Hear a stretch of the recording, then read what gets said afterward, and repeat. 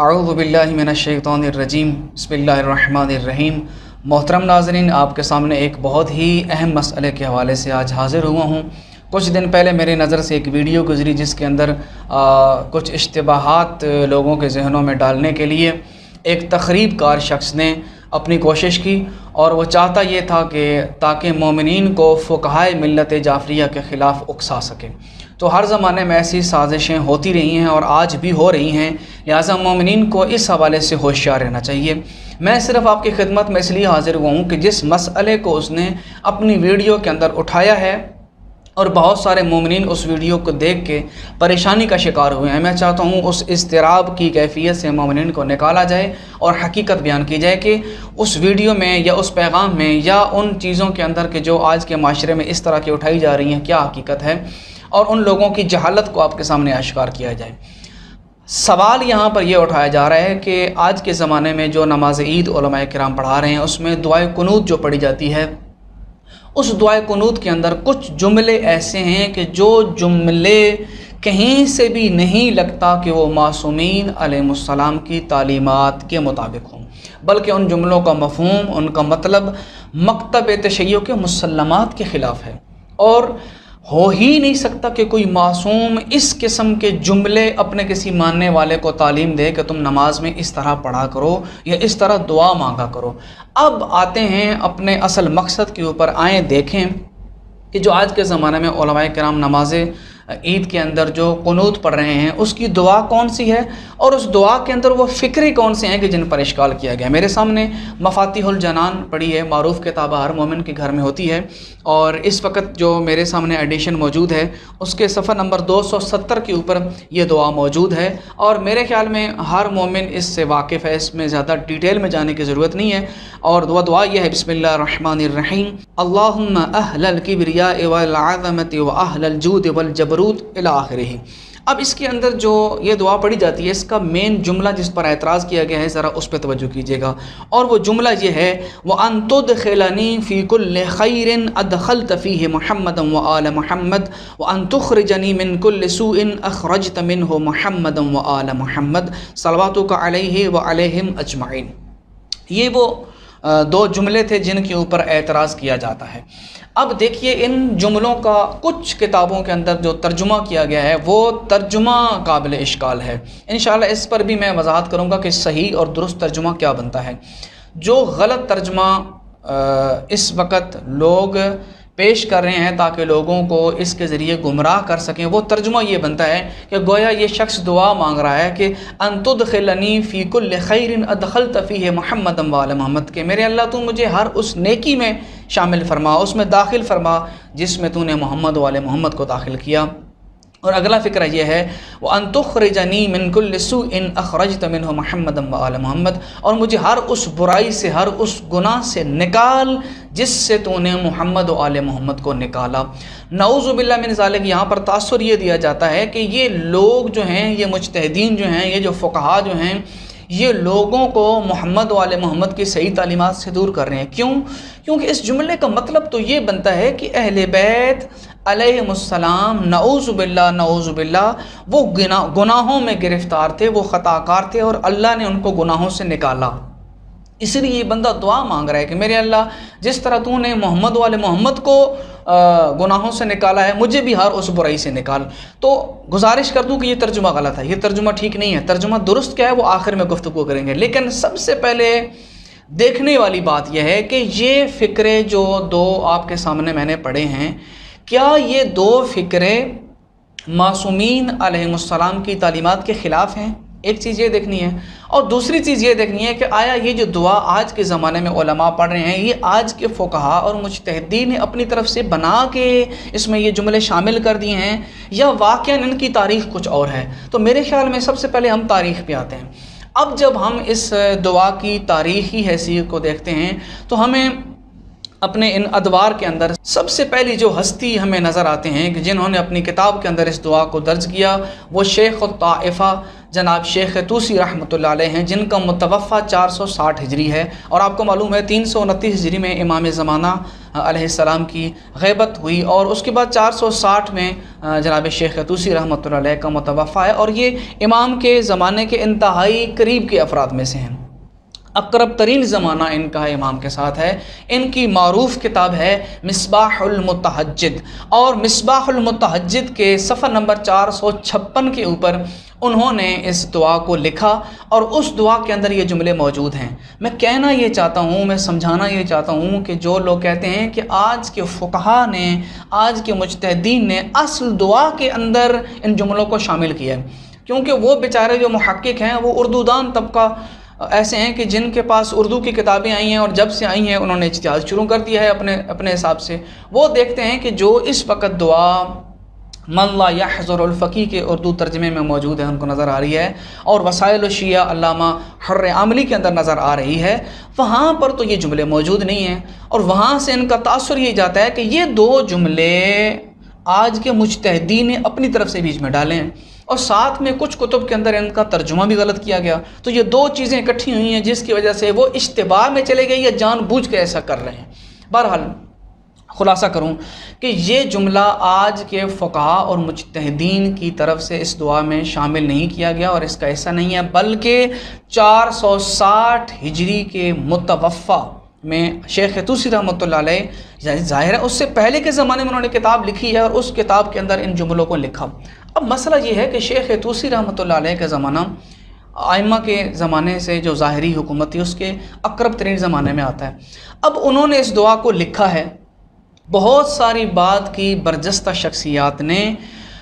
جو دینی احکام ہیں اور جو دعائیں ہیں اور جو اعمال ہیں وہ اسی کتاب سے لیے ہیں، مصباح المتہجد سے۔ یہ کتاب گویا ان کی اساس بنتی ہے۔ مثال کے طور پر آپ کو بتاؤں کہ یہ دعا جب شیخ طوسی رحمۃ اللہ علیہ نے اپنی کتاب کے اندر لکھی ہے تو بعد کے بہت سارے بزرگان نے ان کی اس کتاب سے اس کو اخذ کیا۔ مثال کے طور پر آپ کو بتاؤں، ہماری معروف کتاب ہے بحار الانوار۔ بحار الانوار جلد 78 صفحہ نمبر 380 کے اوپر علامہ محمد باقر مجلسی رحمۃ اللہ علیہ نے اس دعا کو اسی مصباح المتہجد سے لکھا اور اس کو قبول بھی کیا۔ اور آپ جانتے ہیں کہ اخباریوں کے ہاں علامہ مجلسی رحمۃ اللہ علیہ کا بہت بڑا مرتبہ ہے، تو یہ ایک اخباری عالم اپنی کتاب بحار الانوار کے اندر اسی دعائے قنوت کو تسلیم کر رہے ہیں اور کتاب کے اندر لکھ بھی رہے ہیں۔ اور اس کے بعد دوسری شخصیت بتاؤں آپ کو کہ ہمارے اخباری علماء میں سے جو محدثین میں سے شخصیت گزرے ہیں وہ محدث نوری گزرے ہیں۔ انہوں نے اپنی کتاب المستدرک الوسائل کے اندر جلد نمبر 6 صفحہ نمبر 142 کے اوپر اسی دعا کو من و انہی الفاظ کے ساتھ نقل کیا ہے کہ جو مصباح المتہجد کے اندر موجود ہیں، اور ساتھ میں اس دعا کو لکھنے کے بعد یہ بھی لکھا ہے کہ یقیناً شیخ طوسی رحمۃ اللہ علیہ کے پاس ایک معتبر حدیث موجود ہوگی جس سے انہوں نے یہ لے کے اس حدیث کو لیا ہے۔ اس کا مطلب ہے سب سے پہلے اس دعا کو جو آج کے زمانے میں بزرگان پڑھتے ہیں اس کو درج کرنے والی شخصیت شیخ طوسی رحمۃ اللہ علیہ ہیں، اور شیخ طوسی پر اعتماد کر کے آج 1400 سال ہو گئے اب تک کے زمانے میں، یعنی جتنا شیخ طوسی سے اب تک کا زمانہ گزرا ہے سب نے ان پر اعتماد کرتے ہوئے اس دعا کو لیا اور اپنی کتابوں میں درج کیا۔ اس کا مطلب یہ ہے کہ آج کے فقہا اور مجتہدین کی طرف سے جملہ گڑھ کے بنا کے اس میں شامل نہیں کیا گیا، بلکہ یہ قدیم زمانے سے ہماری معتبر ترین کتب کے اندر موجود تھا اور اسی طرح چلا آ رہا ہے، اور اسی معتبر متن کی وجہ سے اور اسی معتبر حدیث کی وجہ سے ہمارے فقہا نے اس کی اجازت دی اور اپنی کتابوں کے اندر اس کو درج کیا اور ہمارے علماء اس کو پڑھتے ہیں۔ اب اس سے اگلے مرحلے کی طرف آتے ہیں۔ یہ تو کلیئر ہو چکا کہ یہ آج کے فقہا اور مجتہدین کی طرف سے بنایا ہوا جملہ نہیں ہے، بلکہ یہ قدیم سے چلا آ رہا ہے۔ ساتھ میں ایک اور چیز ایڈ کر لیں، وہ یہ ہے کہ دیکھنا یہ ہے کہ یہ جملہ جس طرح ہمیں اس دعا میں ملتا ہے، کیا معصومین علیہم السلام نے کسی اور کو بعین ہی انہی الفاظ کے ساتھ تعلیم کیا ہے یا نہیں کیا؟ کیونکہ اگر تو ہم اس بات میں کامیاب ہو گئے کہ بعین ہی انہی الفاظ کے ساتھ کسی معصوم نے اپنے کسی صحابی کو یہ جملہ تعلیم کیا ہے تو بہت بڑا اعتراض ختم ہو جائے گا۔ وہ یہ کہ جو لوگ کہتے ہیں کہ یہ جملے، یہ فکرے معصومین کی تعلیمات کے خلاف ہیں اور مذہب شیعہ یا مکتب تشیع کے مسلمات کے خلاف ہیں، ان لوگوں کو جواب مل جائے گا۔ تو آئیے ہم اس کو ذرا دیکھتے ہیں۔ تو جب ہم اپنی احادیث کے ذخیرے کے اندر تلاش کرتے ہیں تو ہماری قدیم ترین کتب میں سے الکافی شیخ محمد ابن یعقوب ابن اسحاق کلینی رحمۃ اللہ علیہ کی کتاب ہمارے سامنے آتی ہے، اور وہ اپنی کتاب الکافی جلد نمبر 2 صفحہ نمبر 291 اور باب نمبر ہے 258 اور اس کی حدیث نمبر ہے 22۔ دراصل اس باب کا عنوان ہی یہی تھا کہ معصومین علیہ السلام نے جو تعلیمات ہمیں دی ہیں کہ صبح و شام کون کون سی دعائیں پڑھنی چاہیے، اور ان دعاؤں میں سے ایک دعا یہ بھی ہے جو حدیث نمبر 22 کے اندر درج ہے، اور امام جعفر صادق علیہ السلام نے اپنے ایک صحابی کو تعلیم دی، اور اس کے فقرے آپ کے سامنے اسکرین پہ شو ہو رہے ہیں، آپ اس کو دیکھیے گا۔ امام صادق علیہ السلام سے روایت ہے اور اپنے صحابی کو تعلیم دے رہے ہیں، اور اس کی آخری فقرے یہ ہیں، میں مختصر اس لیے کر رہا ہوں، آپ اس کو بعد میں مزید تفصیل سے پڑھ سکتے ہیں، آپ اس کو جان سکتے ہیں، کیونکہ میں ویڈیو کو مزید لمبا نہیں کرنا چاہتا ہوں۔ اس فقرے کی طرف آئیں جن پر آج کے کچھ جہلا اشکال کر رہے ہیں، میں ان سے مخاطب ہوں کہ خدا را اپنی زبانوں کو کنٹرول میں رکھا کریں، کیونکہ آپ کی جہالت کی وجہ سے آپ کیا کہہ رہے ہیں اور اس کا کیا نتیجہ نکل رہا ہوتا ہے یہ آپ کو پتہ نہیں ہوتا۔ اب دیکھیں آپ نے کتنا بڑا الزام لگا دیا فقہا کے اوپر، جبکہ یہ جملہ معصوم کا تعلیم کردہ تھا۔ صفحے کے اوپر دیکھیں، امام نے تعلیم کیا اور دعا کے اندر یہ جملے موجود ہیں، اللہم ادخلنی فی کل خیر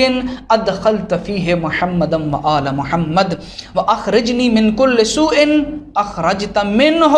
محمدا وآل محمد۔ میں کہتا ہوں بعین ہی انہی الفاظ کے ساتھ یہ دعا تو ہماری الکافی میں موجود ہے۔ اب اس حدیث کے بارے میں کیا کہیں گے؟ اور اس حدیث کو محدثین نے قبول بھی کیا ہے، تسلیم کیا۔ آپ مرآۃ العقول میں اگر آپ جا کے دیکھتے ہیں تو مرآۃ العقول میں علامہ محمد باقر مجلسی رحمۃ اللہ علیہ نے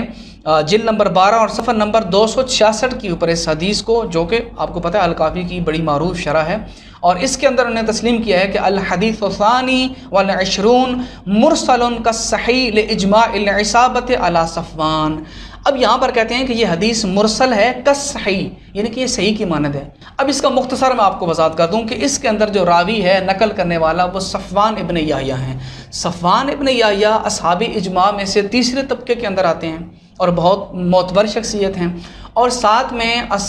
یہ اصحاب تسویہ میں سے بھی شمار ہوتے ہیں۔ اصحاب تسویہ میں 3 اصحاب ایسے شامل ہیں جن کے بارے میں علماء نے یہ رائے دیا، ان کا نظریہ یہ ہے کہ انہم لا یروون ولا یرسلون الا عن ثقۃ، کہ وہ روایت بھی کرتے ہیں تو ثقہ سے کرتے ہیں، اور کہیں اگر ارسال کرتے ہیں تو ارسال بھی اس وقت کرتے ہیں جب وہ شخص کیا ہو، ثقہ ہو، یعنی کہ اپنے سے بعد والے راوی کا نام وہ ہٹا دیتے ہیں، تو وہ ہٹاتے اسی وقت ہیں جب ان کو یقین ہو کہ میں جس بندے کا نام ہٹا رہا ہوں وہ ثقہ ہے، اور اس سے روایت انہوں نے لی ہوتی ہے۔ تو صفوان ابن یحییٰ سے مروی یہ روایات ہیں، اور اخباریوں کی کتنی بڑی شخصیت ہیں علامہ محدث شیخ عاملی، ان کے نزدیک تو یہ جو مرویات ہیں ان کی، یعنی کہ اصحاب تسویہ کی جو مرویات ہیں، ان مرویات کو تعبداً تسلیم کرتے ہیں۔ وہ کہتے ہیں ہمارے لیے تعبداً ماننا ضروری ہے ان کی مرویات کو، یہ وہ عظیم شخصیات ہیں۔ صفوان ابن یحییٰ ہو گئے، بزنتی ہو گئے، تو ابن ابی عمیر، یہ 3 اصحاب ہیں جو اصحاب تسویہ میں شمار ہوتے ہیں، اور ان کے بارے میں کہا جاتا ہے کہ ان کی مراسیل دیگر جو راوی ہوتے ہیں ان کی مسانید کا درجہ رکھتی ہیں، یعنی کہ ان کی مرسل روایت بھی ہو نا تو ان کی مسند روایت کے پلے کی روایت شمار ہوتی ہے، لہٰذا سند کے حوالے سے بھی آپ اشکال نہیں کر سکتے ہیں۔ اور خیر دعاؤں کے اندر تو بہت زیادہ جو ہے نا وہ سختی نہیں کی جاتی اور نہ ہی اس کو زیادہ دیکھا جاتا ہے۔ یہاں پر تو اگر کوئی ضعیف روایت بھی ہو سند کے لحاظ سے تو وہ بھی قابل قبول ہوتی ہے، آپ اس کو اگر پڑھ دیں گے دعا کو تو آپ کو ثواب ملے گا، یعنی کہ حدیث منبلغ کے تحت آپ اس کو پڑھ سکتے ہیں۔ تو خلاصہ یہ ہوا کہ یہ دعا تو معصوم نے اپنے ایک صحابی کو تعلیم دی ہے، آپ کیسے کہہ سکتے ہیں کہ یہ معصومین علیہ السلام کی تعلیمات کے خلاف جملہ پڑھا جاتا ہے؟ اس کا مطلب ہے یہ جملہ جو شیخ طوسی رحمۃ اللہ علیہ نے کسی معتبر روایت سے دیکھ کے اس کو درج کیا ہے، یہ جملہ بھی ان کا اپنی طرف سے اختراع کردہ نہیں ہے، بلکہ امام صادق علیہ السلام کی تعلیمات میں سے ایک تعلیم کردہ دعا کا حصہ ہے یہ۔ تو اس طرح اشکال نہ کیا جائے، خدا نخواستہ آپ کی یہ جملے اور آپ کی یہ جہالت کہیں آپ کو کسی گمراہی کے دور کے گڑھے میں نہ پھینک دے کہ جہاں سے آپ کے لیے واپس آنا مشکل ہو۔ تو خلاصہ کلام یہاں تک یہ ہوا کہ یہ جو جملے ہیں معصومین کی تعلیمات کے خلاف نہیں بلکہ بعین ہی معصوم کے تعلیم کردہ ہیں۔ تو یہاں تک معاملے 2 ہمارے کلیئر ہو گئے کہ یہ دعا آج کے فقہاء اور مجتہدین کی بنائی ہوئی نہیں ہے۔ نمبر 2 کہ یہ جملے بھی معصومین علیہ السلام کی تعلیمات کے خلاف نہیں ہے بلکہ بعین ہی ان کی تعلیمات کے مطابق ہیں۔ اب اس سے اگلے مرحلے کی طرف آتے ہیں کہ کچھ کتابوں کے اندر اس کا جو ترجمہ کیا گیا ہے وہ ترجمہ انتہائی ناقص ہے، کیونکہ ترجمہ یہ کیا جاتا ہے کہ اے میرے اللہ تم ہمیں ہر اس برائی سے نکال کہ جس سے تو نے محمد و آل محمد کو نکالا ہے، اور یہ ترجمہ قابل اشکال بنتا بھی ہے کیونکہ یہ ترجمہ درست نہیں۔ اب آتے ہیں کہ صحیح ترجمہ کیا ہے، تاکہ اس ترجمے کو دیکھیں اور اس کے بعد ہم فیصلہ کریں کہ کیا معصوم کے تعلیم کردہ ان جملوں کا جو مطلب یہ لوگ لے رہے ہیں کیا وہ درست ہے یا اس کا مطلب کوئی اور ہے۔ اب آئیے دیکھتے ہیں کہ ان جملات کا، ان کلمات کا درست ترجمہ کیا بنتا ہے۔ تو درست ترجمہ دیکھنے کے لیے میں آپ کو کہوں گا کہ آپ کے گھروں میں مفاتیح الجنان موجود ہے، حافظ ریاض حسین نجفی صاحب نے اس کا ترجمہ کیا ہے، اور تقریباً ہر مومن کے گھر میں یہ کتاب موجود ہوتی ہے۔ مفاتیح الجنان کا ترجمہ کرتے ہوئے علامہ حافظ ریاض حسین نجفی صاحب نے اس فقرے کا ترجمہ کچھ اس انداز میں کیا ہے کہ اور وہ یہ ترجمہ دیکھیے گا، اور وہ یہ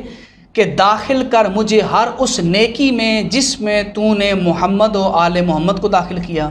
اور یہ کہ دور کر دے مجھے ہر اس بدی سے جس سے تو نے محمد و آل محمد کو دور رکھا۔ ترجمے پہ غور کیا آپ نے؟ کتنا بڑا فرق ہے دونوں ترجموں کے اندر۔ جس ترجمے کی وجہ سے اعتراض کیا جا رہا ہے وہ غلط ترجمہ، جس کے اندر یہ کہا جا رہا ہے کہ مجھے ہر اس برائی سے نکال جس سے تو نے محمد والے محمد کو نکالا۔ اب یہاں سے تو یہ تصور آتا ہے کہ گویا کہ نعوذ باللہ معصومین پہلے گناہوں میں گرفتار تھے، اللہ ان کو نکال رہا ہے، جبکہ ان جملوں کا صحیح ترجمہ یہ بنتا ہے جو حافظ ریاض صاحب نے کیا ہے۔ اس پر کوئی اشکال لازم نہیں آتا۔ کیوں؟ حافظ صاحب نے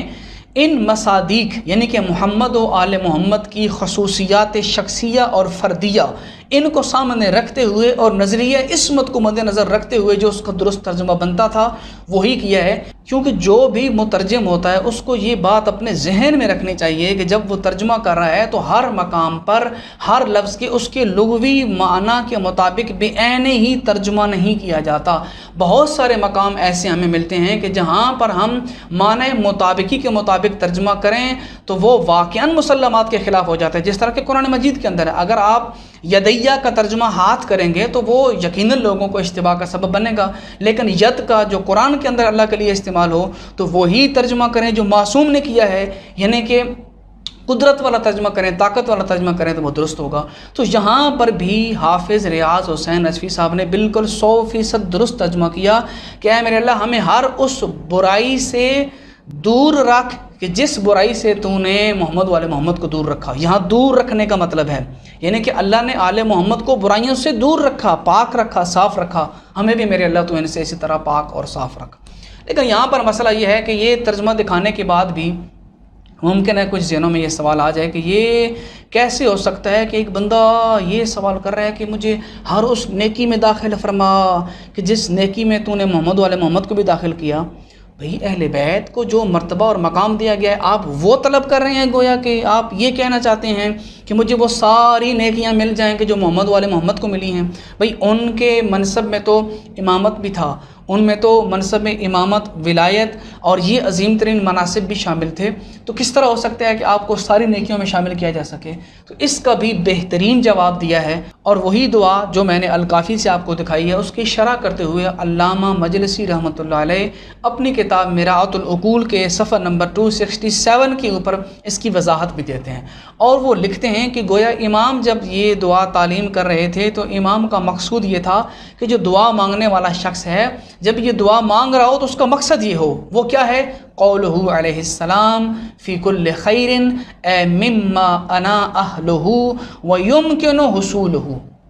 یعنی دعا مانگنے والا گویا یہ کہہ رہا ہے کہ مجھے ہر اس نیکی میں شامل فرما جس کا میں اہل ہوں،